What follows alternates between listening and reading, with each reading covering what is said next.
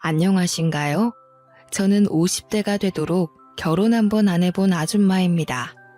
제가 평생 컴퓨터 켜서 이런저런 사연을 써볼 수 있다는 것도 모르고 산 사람인데 우연히 아는 분을 통해 라디오 한번 내보라는 말을 듣고 배워왔습니다. 제가 결혼을 안 해봤다고 인사를 드렸잖아요. 사실은 정확히 말하자면 결혼식을 꾸리고 웨딩드레스까지만 입었다고 말씀드리고 싶네요. 제가 바보같이 사기 결혼을 당했거든요. 그때 한참 속상했습니다. 그 기가 막힌 사연은 어디 내놓기 부끄러울 정도로 제가 참 바보 같았는데요. 속에만 담아두면 더 깊이 골마서 생생하게 기억된다며 어디 털어놓으라는 지인 말에 결심했습니다. 고민 많이 하다가 한번 써보게 되었네요.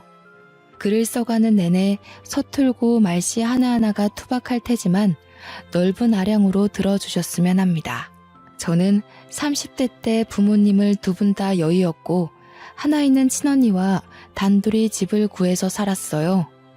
그전에는 각자 독립하며 지냈는데 친언니가 사고로 형부를 일찍 잃어서 사별을 했거든요. 친언니 혼자서는 도무지 그 슬픔을 극복하지 못하길래 제가 같이 살자고 제안한 거였어요. 그 당시 저는 미혼이었습니다. 친언니랑 저는 2살 정도 차이가 났습니다. 언니랑 단란하게 살아온 지가 근 5년이 지났을 때, 그러니까 저와 언니가 둘 다 40대가 되었을 때 언니가 잔소리처럼 하는 말이 있었는데요. 너도 이제 결혼 생각해야지. 언제까지 내 뒷바라지 해주면서 살래? 나 이제 괜찮으니까 너도 네 인생 살아봐야 하잖아. 연애도 하고 결혼도 하고. 언니는 이미 결혼을 한번 해봐서 더 이상 생각이 없다고 하면서 항상 제게는 결혼을 추천했습니다. 언니도 형부가 살아있을 때는 결혼이 참 좋았다고 하면서요. 그냥 식구가 주는 안정감과는 다르다면서 제게도 배우자가 있을 때의 행복을 알게 해주고 싶다고 하네요. 그런 달콤한 말에도 저는 딱히 관심이 안 가더라고요. 결혼에 대한 선망이 전혀 없었습니다.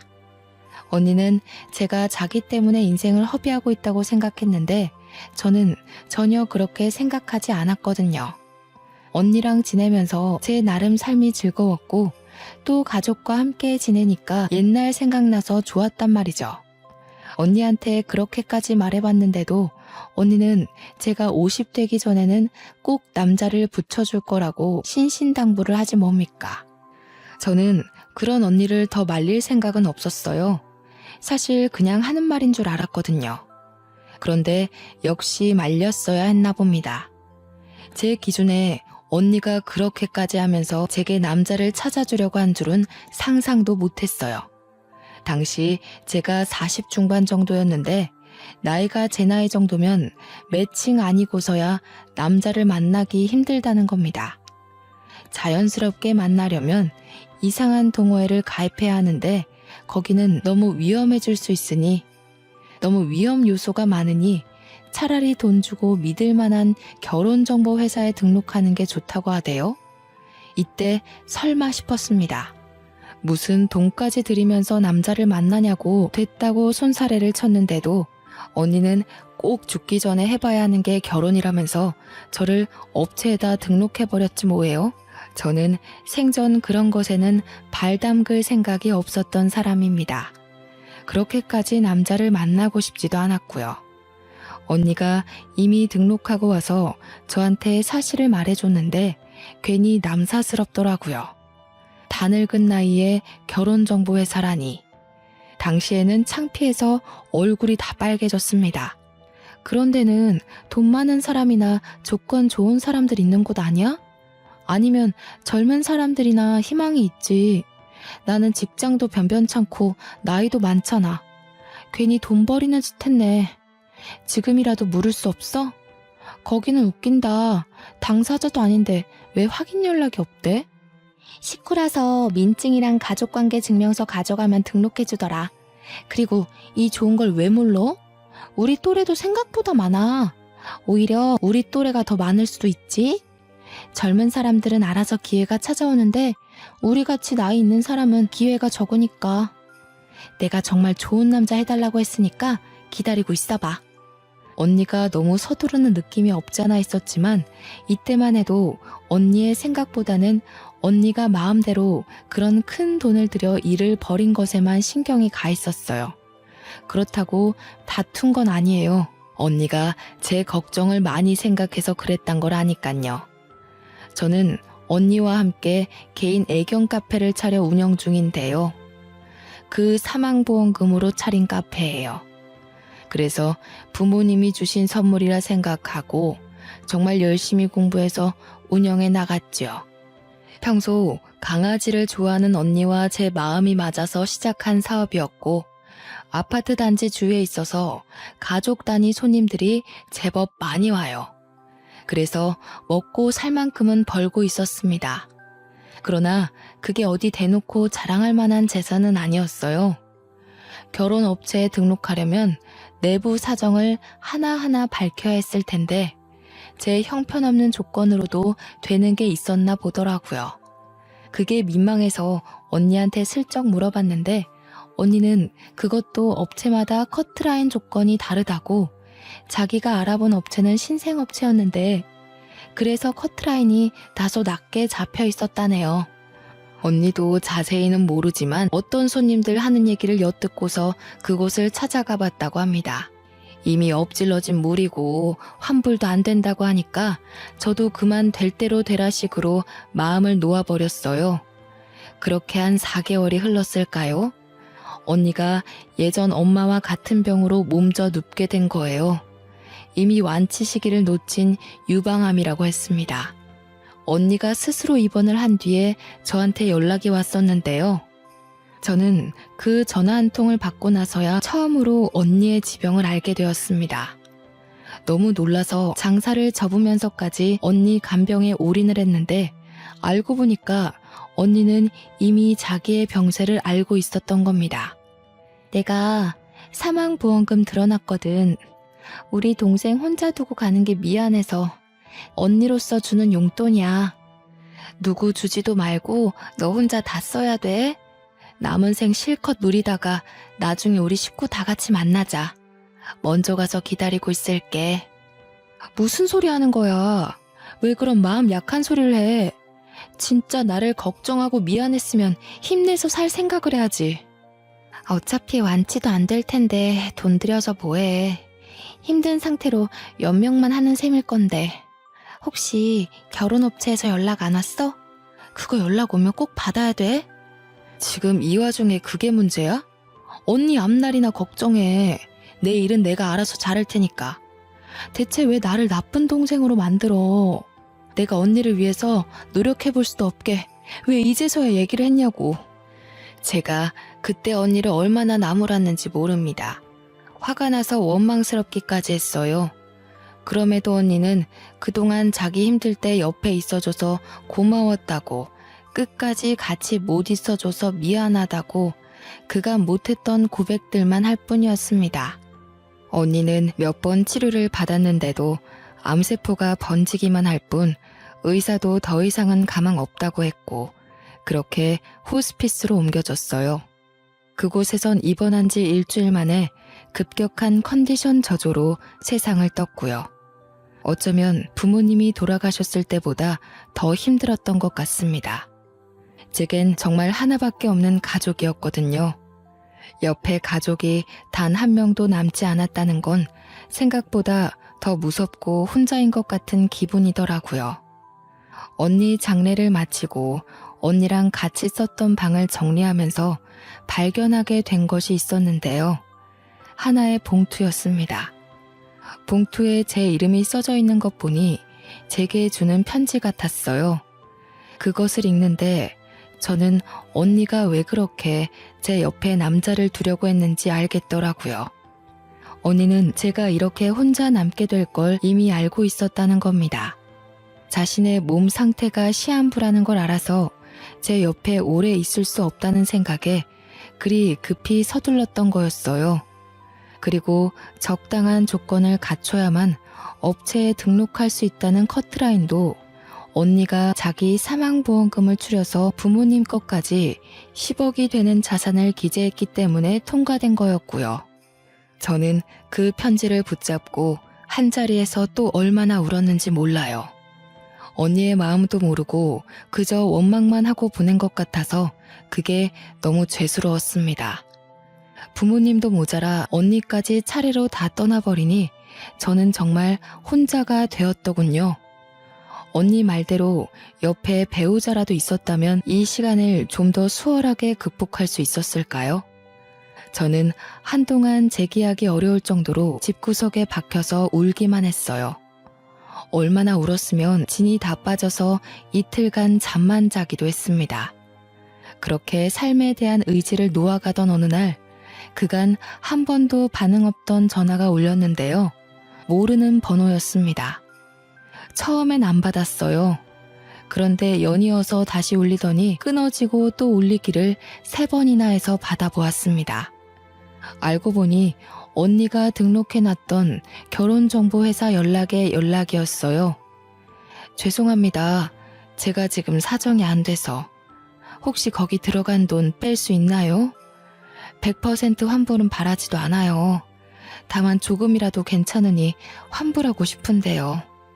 정확한 언니 사정을 얘기하기가 그래서 최대한 양해를 구한다는 식으로 물어봤는데 역시나 돌아오는 답변은 어렵다는 말뿐이었습니다.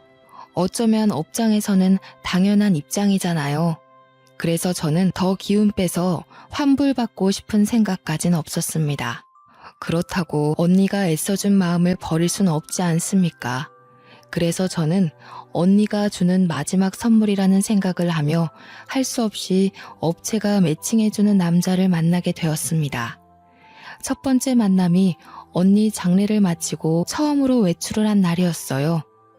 가족을 모두 보낸 제 세상은 슬픔에 멈춰 있었는데 바깥 세상은 아무렇지 않게 돌아가고 있더라고요. 당연한 일인데도 그게 한편으론 서운하고 허탈했네요. 선자리에서 만난 남자의 첫인상은 굉장히 신사답고 깔끔했습니다. 원래 성격이 밝은 편인 건지 제가 우중충한 표정을 짓고 있어도 남자는 자리에서 내내 웃음을 잃지 않더군요. 아직까지 결혼을 안 하셨다고 들었어요. 40대 중반이시면 제법 늦은 나이인데 혹시 특별한 이유가 있으세요? 말씀하시기 불편한 이유면 대답 안 하셔도 됩니다. 그냥 결혼 생각이 없었어요. 언니가 형부랑 사별해서 같이 살았는데 그렇다 보니까 굳이 결혼해서 가정을 꾸리고 싶은 마음이 안 생기더라고요. 외롭지 않아서 그랬던 것 같아요. 아이고, 그렇구나. 그렇긴 하죠. 가족이 옆자리를 메워주니까 굳이 생사람 만나서 새 가정을 꾸릴 필요는 못 느꼈을 수도 있죠. 그럼 지금도 언니랑 같이 살고 계세요? 아니요. 언니는 지난주에 좋은 곳으로 갔어요. 그래서 제가 지금 누구를 만나고 싶은 마음의 여유가 없어요. 제 태도 때문에 혹시 기분 나쁘셨다면 사과드릴게요. 저도 참 청승 맞았네요. 굳이 언니 사정까지는 얘기할 필요는 없었는데 저의 골마있던 속이 자꾸 입 밖으로 튀어나와 버리더군요. 남자는 무슨 죄겠어요. 그저 좋은 인연 만나고자 나왔을 텐데 저와 매칭이 되는 바람에 시간 낭비, 돈 낭비하게 된 셈이 아닙니까? 저는 눈물이 그렁그렁 맺히는 걸 얼른 티슈로 닦으려고 찾는데 남자가 먼저 제게 건네주었습니다. 그런데 문제는 그 손길이 너무 따스해서 위로받는 느낌이 들어 저도 모르게 눈물을 쏟은 거예요. 저는 남자분에게 고맙다고 고개를 숙인 채 좀 심하게 울었습니다. 상대방 입장에서 짜증내며 자리를 박차고 나갈 수 있다고 생각해요. 그래서 남자분이 어떤 질타를 던져도 감안하고 남자가 먼저 나가면 저도 이 자리를 뜰 예정이었거든요. 그런데 남자는 끝까지 제 곁을 지키며 티슈까지 더 챙겨와 주는 거 있죠. 초면이라지만 솔직히 고마운 마음밖에 없었습니다. 혼자라고 생각했는데 누군가 곁에서 손을 내밀어 주니 그 순간 짧게나마 숨통이 트이는 것 같았어요. 저는 생각 외로 후회했던 것만큼 좋은 시간이었지만 남자는 아니었을 거라 생각했습니다. 당연히 다음 기약은 기대도 안 하고 있었어요. 그냥 하루 위안받고 온 날이라고만 여겼죠. 그러나 그날로 다시는 저를 안 볼 거라 생각했던 그 남자에게서 연락이 온 겁니다. 현주 씨 뭐 하세요? 오늘 저녁에 붉은 달 뜬대요. 같이 보러 가실래요? 주소 알려주시면 제가 모시러 갈까 하는데. 저는 그냥 집에서 쉬려고요. 죄송합니다. 연락 주실지는 몰랐는데 지난번엔 너무 죄송했어요. 저보다 더 좋은 분 만나서 좋은 인연 이어갔으면 해요. 현주 씨, 저도 현주 씨처럼 소중한 사람을 먼저 보냈어요. 결혼하려고 했던 사람이 현주 씨 언니분이랑 같은 암에 걸려서 저도 많이 힘들었거든요. 하지만 내가 살아야만 사랑하는 사람들이 위해서 마음 편히 쉴 수 있지 않을까요? 집에서 소가리만 하고 있으면 하늘에 있는 식구들 속이 더 굶어요. 아마 현주 씨 언니분도 현주 씨가 잘 살길 바라고 있을 거예요. 그 남자가 건네는 따스한 위로에서 언니가 멀쩡한 정신일 때 해줬던 마지막 말이 떠올랐습니다. 사망보험금 다 쓰고 즐기고 오라는 언니가 순간 눈앞을 스쳐갔죠.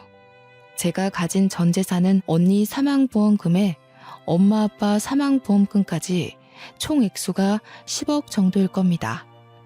언니가 밑에 물려준 후손 신경 안 써도 되니까 저보고 꼭 혼자 다 쓰라고 했잖아요.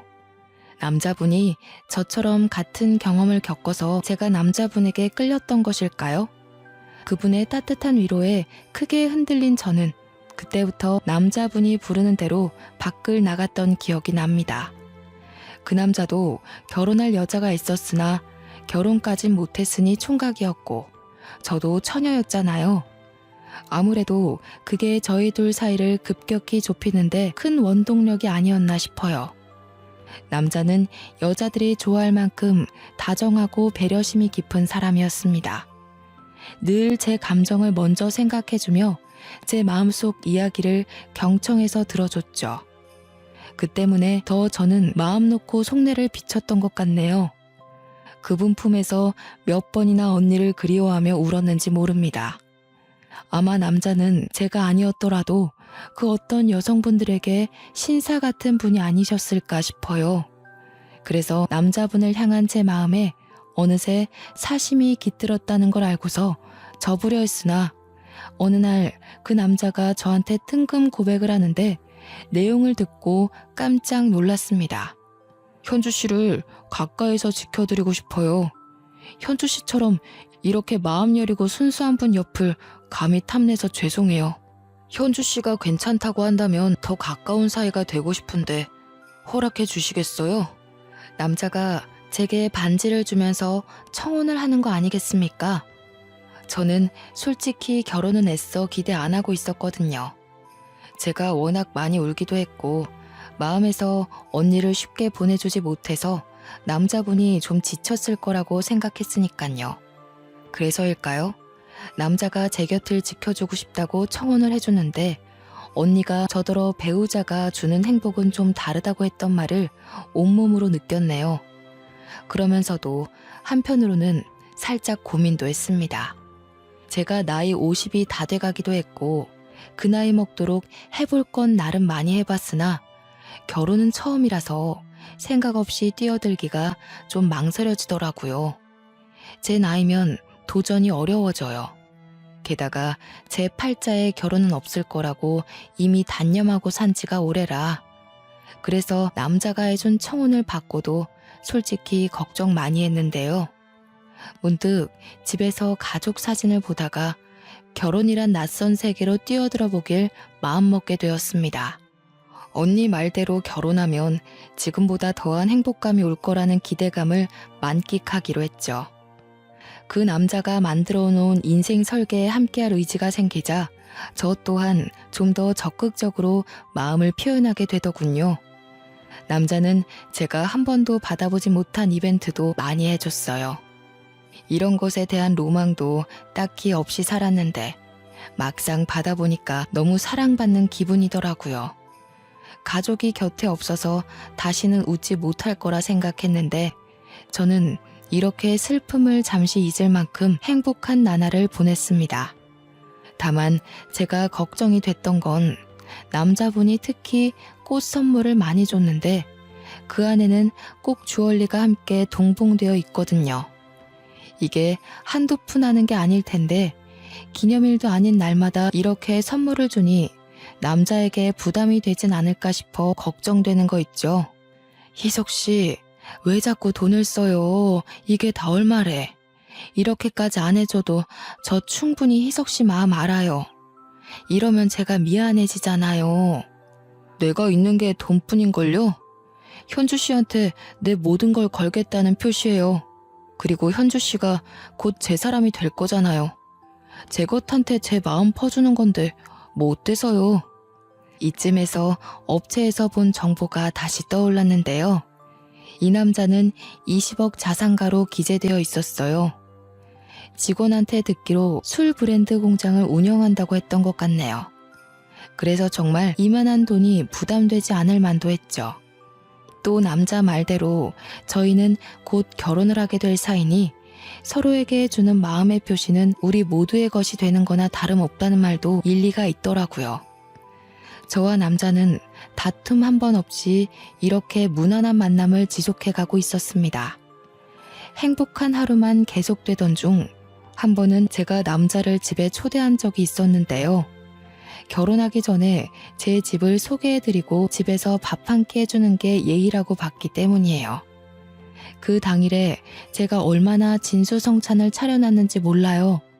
남자가 좋아하는 걸로다가 전부 만들어 놓느라 꼭두 새벽부터 일어나서 요리를 했거든요. 가족들 있을 때도 이렇게까진 차려 먹은 적이 없는데 저도 그 남자한테 많이 빠져 있었나 봅니다. 남자가 집에 도착해서 초인종을 눌렀을 때 정말 소녀처럼 설레었던 기억이 나네요. 나이 50을 바라보는 입장에서 현관문까지 그렇게 달려본 것도 처음이었어요. 문을 열자마자 남자의 얼굴보다 꽃다발이 먼저 들이밀어졌는데요. 오늘은 제가 선물 좀 주려고 했는데 또 선수를 빼앗겨버려 조금은 심통이 났습니다. 물론 두근거리고 기분 좋은 어리광이었다고 봐야겠죠. 그런데 말입니다. 저희 집이 주택이라서 대문을 열면 마당을 넘어 골목이 보이거든요. 제가 남자의 꽃을 받고 기뻐하던 중 우연히 그 골목을 보게 되었는데 웬 여성분이 저희 집을 빤히 쳐다보고 있는 겁니다. 나이는 저랑 또래거나 저보다 살짝 어려 보이는 것도 같았습니다. 보자마자 살짝 소름이 돋았던 건 제가 오해할 수도 없게 너무 노골적으로 저희 집을 보고 있어서였어요. 저희 집을 보고 있었는지 아니면 저희를 보고 있었는지 명확히 알지 못했지만 확신할 수 있었던 것은 여성분의 시선이 저희 쪽 언저리를 돌고 있었다는 거예요. 어떤 영문인진 모르겠으나 만약 저희를 보고 있던 게 맞다면 너무 무섭지 않나요? 대체 뭐 때문이었을까요? 저는 더 이상 버티고 서 있질 못하고 얼른 그 남자를 끌어당겨 문을 닫았습니다. 남자는 제 표정을 보고 왜 그러냐고 묻더군요. 아니, 웬 여성분이 저희를 쳐다보는 것 같아서요. 동네 주민 얼굴은 제가 다 알거든요. 그런데 처음 보는 사람이었어요. 왜 저희 집을 그렇게 쳐다보고 있는 건지. 제가 무서워하자 남자가 씩씩하게 창문 쪽으로 걸어갔습니다. 창문 밖으로 주위를 확인하는 것 같더니 아무도 없다고 하네요. 그 말에 곁으로 가서 저도 확인해봤는데 횡한 골목만 있을 뿐 정말 그 여자가 없어졌더라고요. 하지만 착각했다고 생각하기엔 그 여자의 시선이 너무 저와 남자를 향해 있었기에 도무지 잊기가 어려웠는데요. 남자는 저를 심각하게 걱정해주며 같이 마음 써주는 덕에 그냥 그러려니 하고 넘겨버렸습니다. 좋은 날인데 괜히 저 때문에 분위기 망쳐지는 건 원치 않았거든요. 그렇게 근 10개월이 지난 후 저는 그 남자와 결혼식을 올렸습니다. 당시 저는 결혼식 전날 밤부터 설레서 잠을 청하는 게 어려웠어요. 결혼식 전날 밤이라 그런지 마음이 많이 싱숭생숭하더라고요. 언니에게 이러한 인연을 만들어준 것에 감사를 전하며 다음 해부터 시작될 50대부터의 삶을 행복하게 보내겠다고 마음속으로 인사를 하면서 잠이 들었네요. 결혼식 당일은 아침부터 기대가 가득했던 오전이었는데요. 결혼식에선 오랜만에 보는 친구들을 대거 만났던지라 하루 종일 뜬구름 같은 마음으로 들떠 있었습니다.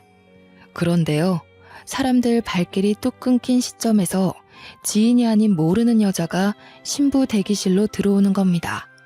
다들 당황했던 건 신부와의 만남 시간이 한참 끝난 후였기 때문이지요. 직원분들이 나서서 들어오면 안 된다고 말렸지만 제가 괜찮다고 해서 마주하게 되었는데요.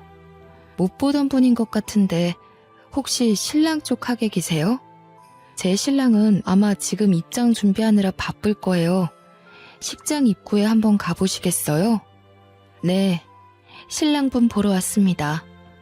제 신랑이 다른 여자랑 결혼한다길래 찾아와 봤어요. 기억하실지 모르겠는데 저는 신부님 한 번 뵌 적 있거든요. 제가 신랑 명의석 와이프입니다. 저는 순간 제가 잘못 들은 줄 알았습니다. 근데 주변 직원들도 웅성거리는 것 보면 잘못 들은 게 아니라는 거겠죠. 여성분은 곧바로 울먹이기 시작하더니 다짜고짜 제 앞에 무릎을 꿇더라고요. 그러면서 그 여자가 하는 말에 저는 이 결혼을 할 수 없다는 걸 눈치채고 말았네요. 제발 결혼하지 말아주세요. 뱃속에 아이가 있어요. 희석 오빠 아이예요. 원하신다면 아이 태어나고 친자 확인서도 드릴게요. 여자가 대놓고 저더러 결혼하지 말아달라 사정하면서 자신의 신세를 얘기했는데요. 그 순간 머리를 한 대 맞은 느낌이라서 머릿속이 하얀 도화지가 되더군요. 그러니까 이 여자가 하는 말은 지금 제 신랑이 혼인신고 없이 이미 결혼을 한 사람이었고 자기가 제 신랑 부인인데 집안 사정이 어려운 실정이었고 제 신랑이 돈을 구하기 위해서 학위 조작, 재력 조작, 신분 조작을 해서 업체에다 등록했으며 돈 많은 여자 꿰어서 재산 빼먹으려고 했다는 내용이었습니다. 정신없는 와중에 대충이나마 들었던 사실이 이랬다는 거니까 더 세세한 내용은 얼마나 기가 막히겠어요. 제가 그쪽 말을 어떻게 믿죠? 다짜고짜 찾아와서 그런 말을 하면 제가 바로 믿어야 하나요? 저는 제 신랑 말을 먼저 들어야겠어요. 그만 나가주세요. 신랑 쪽에선 분명 아니라고 하겠죠. 하지만 사실이에요. 당신이랑 연애하면서도 남편은 내내 저랑 같은 지붕 아래 살고 있었다고요. 저희 집에 남편 옷이랑 물건 다 있거든요. 원하시면 보여드릴게요. 그러니까 제발 이 결혼 하지 말아주세요. 저 남편 없이 못 살아요. 여자가 덧붙이는 말을 들어보니 제 신랑이 원래 제 돈만 빼먹고 저를 버리려고 했기 때문에 저와의 결혼 얘기는 당연히 없었대요. 그러던 어느 날 갑자기 제 신랑이 본처에게 청첩장 내밀었고 새로 결혼하고 싶은 여자가 생겼으니 그만 사이를 정리하자고 했다네요. 뱃속에 아이까지 생긴 여성분 입장에선 이혼을 받아들일 수 없어서 제 결혼식장까지 찾아온 거라고 울부짖었습니다. 이렇게 얘기를 듣던 중 저는 순간적으로 딱 떠오르는 잔상이 있었는데요. 이 여성분이 저를 본 적 있다길래 그게 무슨 말인가 내내 머릿속에 남아 있었거든요. 그런데 바로 그때 그 여자가 아니겠습니까? 신랑을 집에 처음 초대했던 날 섬뜩하게 저희 집을 빤히 쳐다보고 있던 여자 있잖아요. 바로 그 여자였다니까요. 그걸 알고부터 제 상태는 더더욱 붕괴되어 버렸습니다.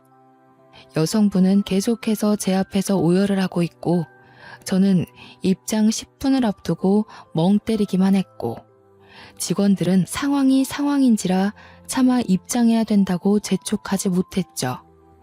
그때 참 타이밍 나쁘게도 제 신랑이 신부 대기실을 방문했는데요. 입장하기 전이라 무척 떨리는지 제 얼굴을 보러 잠깐 들렸더라고요. 환하게 웃고 있던 신랑 얼굴이 저와 여자를 번갈아 보는 순간 확 굳어버리는데 저는 신랑의 그 얼굴 하나만으로 이 여성분이 했던 말이 전부 진실이라는 걸 알아버렸습니다. 신랑 표정이 알아서 말해주는데 그걸 눈치채고 알아보는 것조차도 제겐 괴로운 일이더군요. 당신이 여긴 어떻게... 이 여자가 진짜? 여기가 어디라고 쫓아와? 내가 허튼 짓 하면 가만 안 둔다고 했지. 할 말 있으면 나를 찾아오라고 했잖아. 심지어 제 신랑은 여태 제가 보지 못했던 험악한 모습으로 여자를 질질 잡아 끌기 시작했는데요. 다정했던 신랑의 모습이 모두 거짓이었다는 것도 여기서 밝혀진 셈이었죠. 여성분은 자기 신랑한테 우악스럽게 끌려가면서도 신랑한테 계속 매달리며 사정을 했습니다. 어떻게 당신 애를 보고도 이럴 수가 있어? 어떻게 나한테 이래? 돈만 구해온다고 했잖아. 나랑 우리 아이 행복하게 해준다고 했잖아. 닥쳐. 현주 씨 미안해. 내가 얼른 쫓아내고 올게. 이 여자가 뭐라고 했든 믿지 마. 내가 다 설명할 테니까 잠시만 기다려. 예비 신랑과 여성분이 그대로 대기실을 나갔고 저는 턱 막혀있던 숨을 토해내면서 동시에 눈물까지 터져 나왔습니다. 직원들이 휴지를 가져와 제 눈물을 닦아주었어요. 거기다 대고 저는 흐느끼며 부탁을 했죠. 경찰 좀 불러주세요. 선생님들, 저 사람들 좀 잡아가달라고 해주세요. 죄송합니다. 저 때문에 헛고생하셔서 죄송해요. 직원들은 저를 달래주면서 위로의 말도 같이 전했어요. 그리고 경찰 부르는 걸 잠깐 망설이는 듯 했으나 곧 속속들이 움직임을 보였습니다. 이 모든 초토화가 고작 10분이란 짧은 시간에 일어났던 일들이에요. 제가 경찰을 불러달라고 애원했을 때는 이미 결혼식 입장 시간이었던 겁니다. 상황을 뒤늦게 한 사회자가 아마 결혼식을 중단했을 거예요. 하객들이 자리를 정돈하고 뜨던 와중 식장에 신랑과 신부가 아닌 경찰이 난입했었는데요. 경찰들이 밖에 있던 신랑을 찾아서 연행했다고 하더라고요. 원래는 그대로 경찰서에 끌려갈 처지였지만 신랑이 저 한번 만나게 해달라고 사정을 하는 바람에 경찰과 동행하여 신부 대기실을 찾아온 거 있죠. 다시 마주한 신랑이 옆에 경찰을 끼고서 제게 무릎을 꿇고 빌기 시작하는데 저는 그 모습을 보면서도 행복했던 10개월간의 만남이 몽땅 부서지는 느낌만 받았습니다. 미안해 현주씨. 저 여자와의 관계를 얘기 못한 건 미안한데 내가 정말 사랑하는 건 현주씨가 맞아. 저 여자가 뭐라고 했든 다 거짓말이야. 저 여자 나 모함하려고 찾아온 거라고. 그렇다고 하기엔 내가 들은 게 너무 많아요, 희석씨. 내 재산이 탐나서 나한테 접근했던 거였어요? 제가 희석씨한테 어떤 심정으로 가정사를 털어놓은 건데 어떻게 사람이 그리 간사해요? 아니야, 오해라니까. 저 여자가 그런 소리 하든? 내 말을 믿어야지 왜 엉뚱한 사람 말을 믿어. 현주씨, 그러니까 내가 다 설명하겠다고 했잖아요. 현주씨가 경찰 부른 거죠. 내가 당신한테 10개월 동안 얼마를 쏟아부었는데 정작 내 돈 빼먹은 건 당신이잖아. 제 신랑은 자기 분을 못 참고 혼자서 욕까지 짓거렸습니다. 제 앞에 처음 드러내는 날것의 모습이었을 테지요. 그때의 신랑은 정말 제가 알던 사람과는 완전 다른 사람이었어요. 제게 화를 내면서도 미친 사람처럼 계속 저를 붙잡고 늘어졌습니다. 그 순간 신랑이 쫓아낸 줄 알았던 여자가 마찬가지로 경찰한테 연행된 채로 다시 찾아와서는 신랑 신상에 대해 모조리 고백하기 시작했는데요. 경찰 선생님, 저 사람 이런 사기 처음 아니에요. 아마 여기저기 돈 떼인 여자들 많을 거예요. 당장 제 남편 잡아가서 죗값 치르게 해주세요. 완전 드라마 같은 상황이 아닙니까? 제가 다 늦은 나이에 무슨 부귀영화를 누리겠다고 결혼을 하고자 했던 건지 순간 행복을 기대했던 제 자신이 2배로 무너지는 기분이었어요. 본처는 자기 남편이 저와 결혼해서 자기를 떠날 바엔 그냥 감옥을 보내는 게 낫다고 판단했나 봅니다. 아주 적극적으로 자기 남편의 민낯을 샅샅이 밝혀주더군요. 그 때문에 신랑은 참지 못하고 제 손을 놓고서 본처한테 뛰어갔습니다. 그 두터운 손으로 본처의 머리채를 꽉 잡는데 하마터면 닭싸움이 될 뻔했던 걸 경찰이 나서서 상황이 진정되었네요. 바깥에는 하객들 쫙 깔려 있었습니다.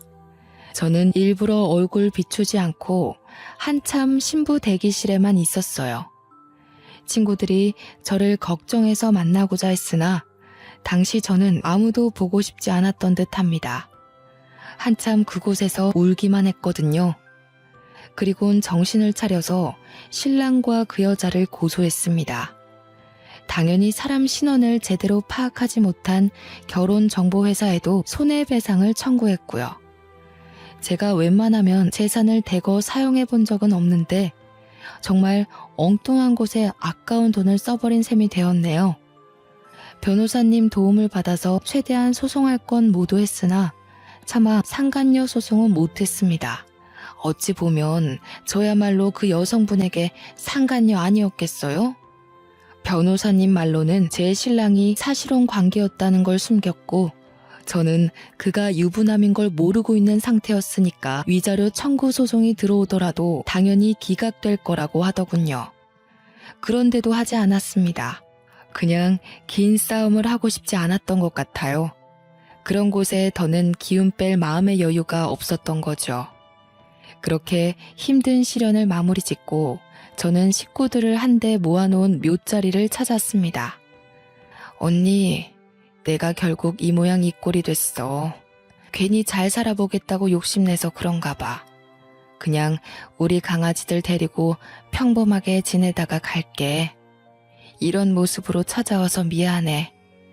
저는 해가 저물기 전까지 묘자리 앞에 앉아 있다가 내려왔어요.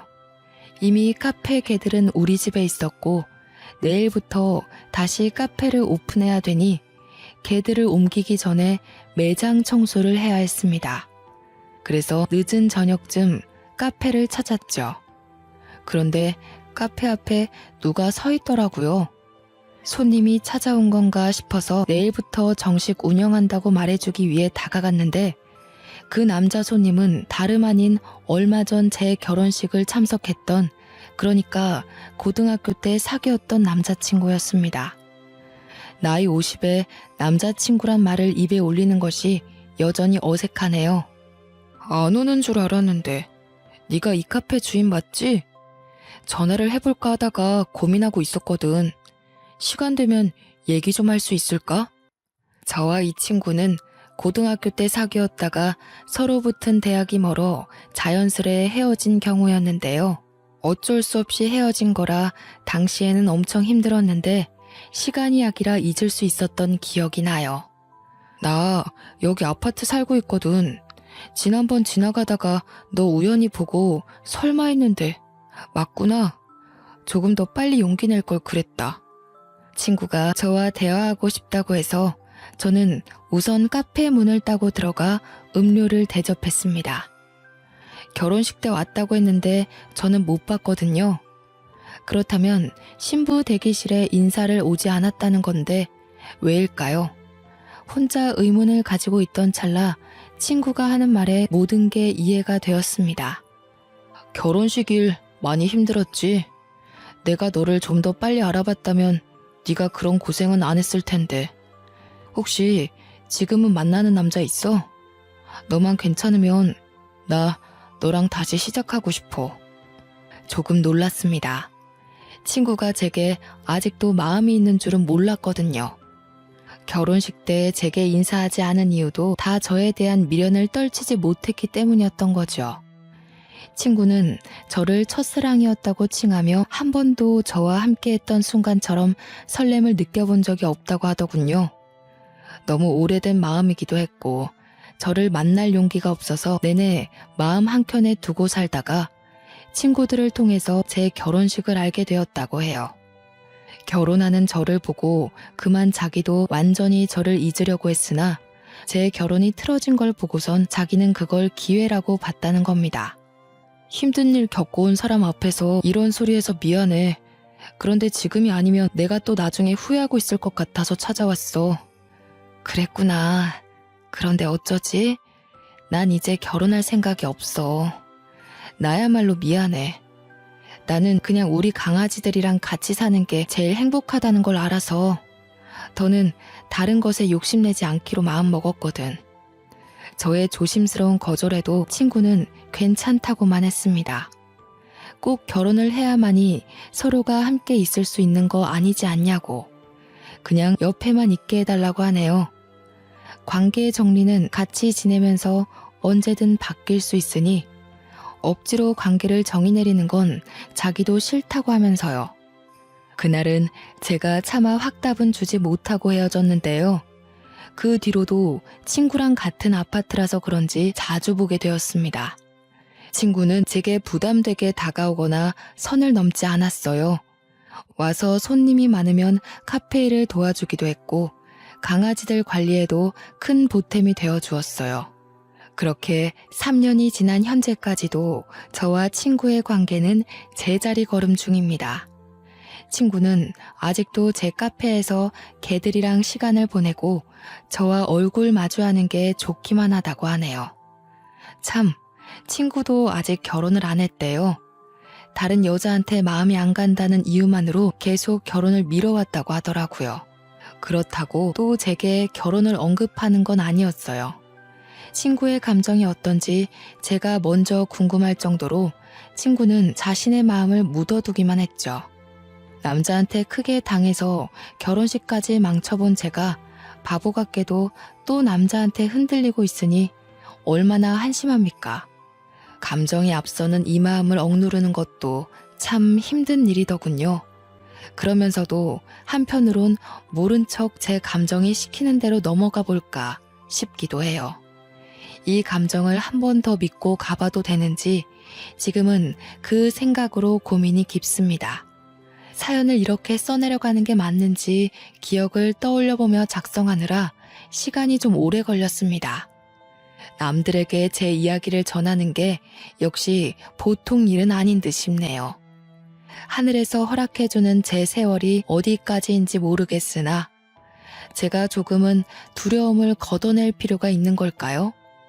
다른 사람들은 저 같은 상황을 직면했을 때 보통 어떤 결정을 내리는지 궁금합니다. 누구는 원래 사람한테 대이기도 하면서 사람한테 치유받고 그러는 거라고. 삶이 본래 그렇게 살 수밖에 없도록 만들어졌다고 하는데 그 말이 맞는 걸까요? 그만 마음을 내려놓아야지. 그때 크게 당한 사건을 그만 잊어야지. 하는데도 이 두려움을 완전 모른 채 하는 게 참 어려운 일인 것 같습니다.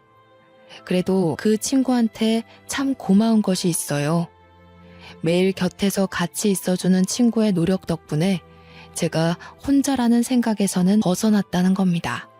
저는 세상에 혼자 남겨진 것 같다는 생각 때문에 외롭거나 무섭지는 않아요. 아마 저는 이렇게 저만의 속도대로 마음을 추스르다가 친구에게 서툰 감정을 고백할지도 모르겠네요. 젊을 때는 혼자 있는 삶이 마냥 자유롭고 혜택이라고 생각했었는데요. 소속감이란 게 사람 감정에 참 큰 기여를 하더라고요. 젊을 때는 가족이 있었잖아요. 어디서 뭘 하든 혼자 하더라도 제 뒤편에는 늘 가족이란 울타리가 있었잖아요. 그게 없어진 어디에도 소속되지 않는 삶을 산다는 건 감히 생각만으로 느낄 수 있는 기분이 아니더군요. 그래서 말씀드리고 싶어요.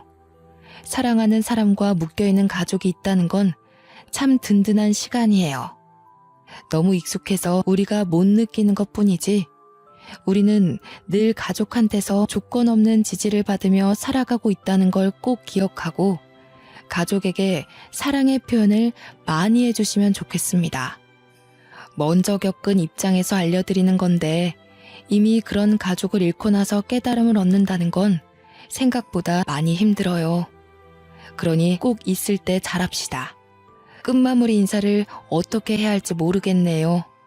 그저 모든 분들이 아픔을 덜 느끼는 방향으로 지혜롭게 살아가셨으면 합니다.